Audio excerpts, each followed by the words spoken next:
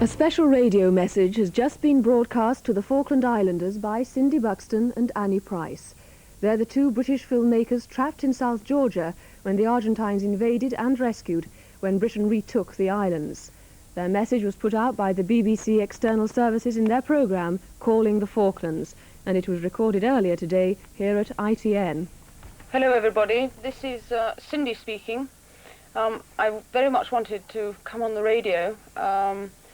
Annie and I flew back to London very early this morning from South Georgia, and I just wanted to let you all know that we're both safe and well, and also to tell you that we've been thinking of you all for the last 4 weeks, and very much hope that perhaps not in the sort of too far distant future we may be able to possibly come back down to the Falklands to see you all again. I'm hoping we can anyway.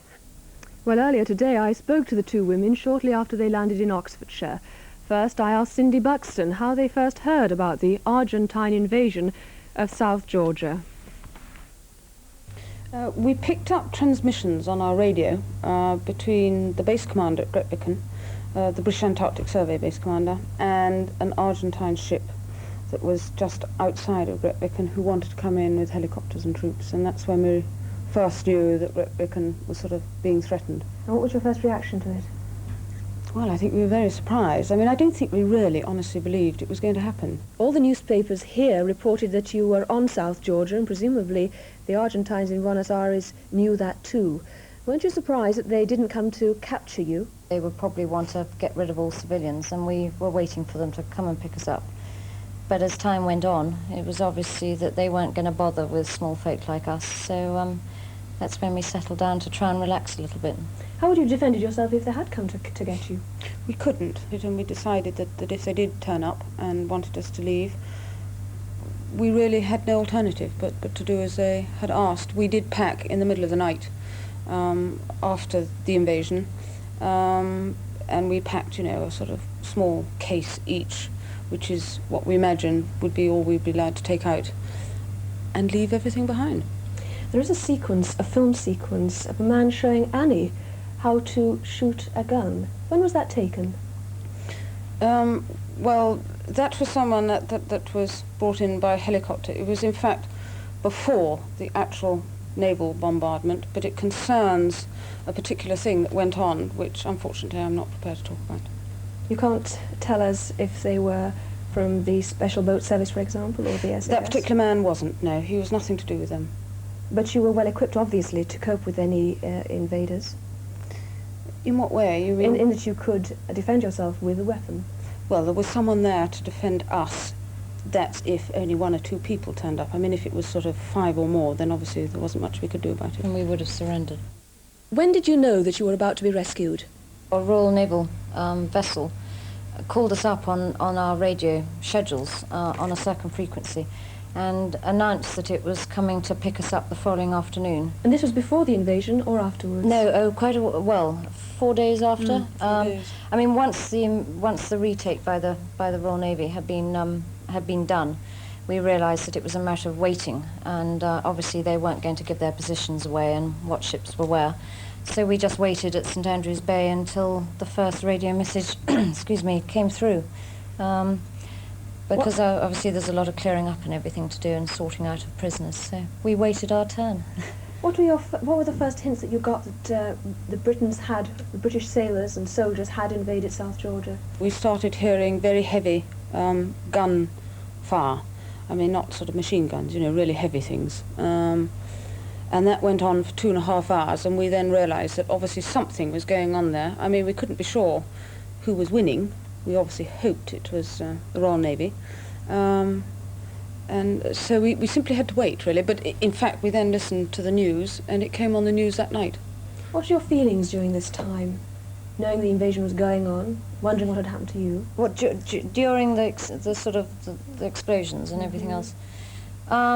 Obviously a feeling of pride that they'd arrived and elation to a certain point. One was always aware of what the rest of the task force were doing, so, you know, we were in fact so lucky, really. I mean, we hadn't been that involved. And relief, I think, really, that the waiting was over. It had been a long month, really. I know you both keep journals, diaries. What were the first words you wrote in the journal that day that you knew you were going to be rescued?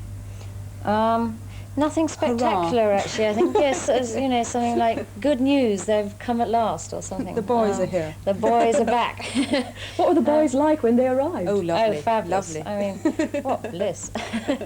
How many came for you?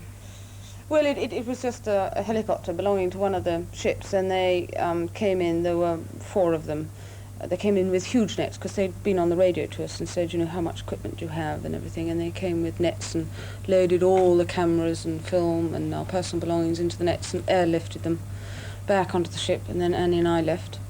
And that was all within the sequence of one day, was it? Yes, Yes, late evening. Late evening, just as the sun was setting. It was absolutely beautiful. Beautiful day. Our last view Couldn't of have been St better. Andrews Bay was fairly spectacular, wasn't it? Yeah, Brought, wonderful. brought tears to my eyes. Then what happened? Can you take me through the sequence of events? Yes, once we had got on board the ship, we then sailed that night up to the northwest end of the island and picked up 2 other field parties that were still at their places, picked them up, and then came back to Gretwicken. And I was very fortunate they allowed me to go ashore for an hour, and I saw and filmed the Argentine submarine that was damaged when the British retook South Georgia. Also an Argentine helicopter that was shot down in the original invasion. The 22 British Marines shot it down.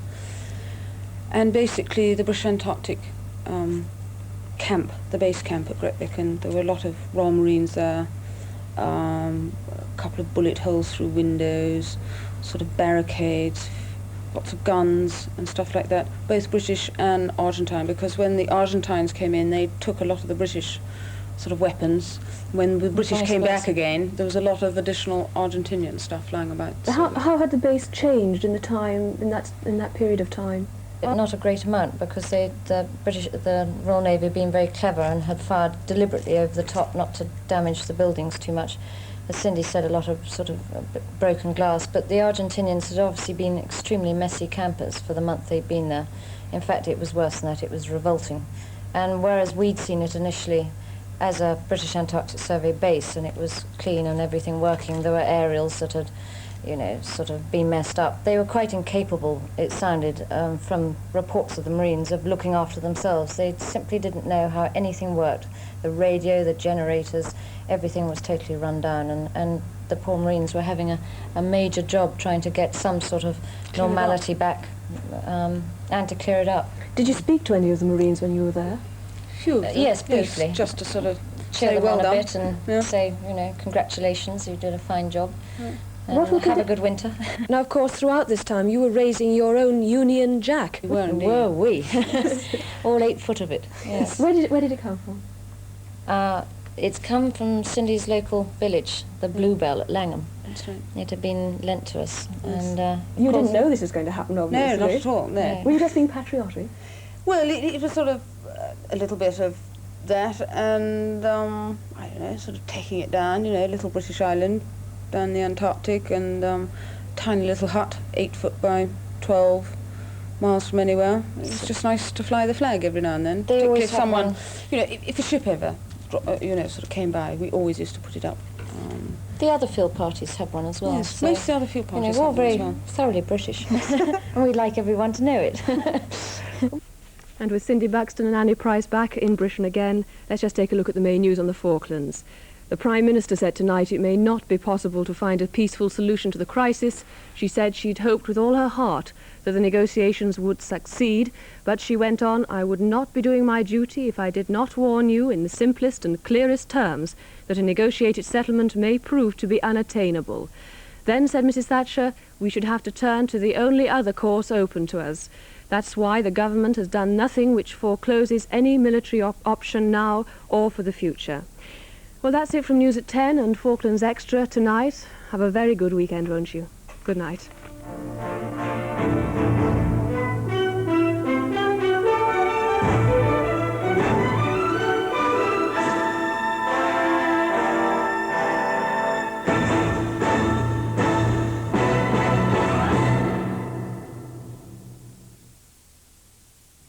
But now John Lowe wants 2 10s for the title he's never won.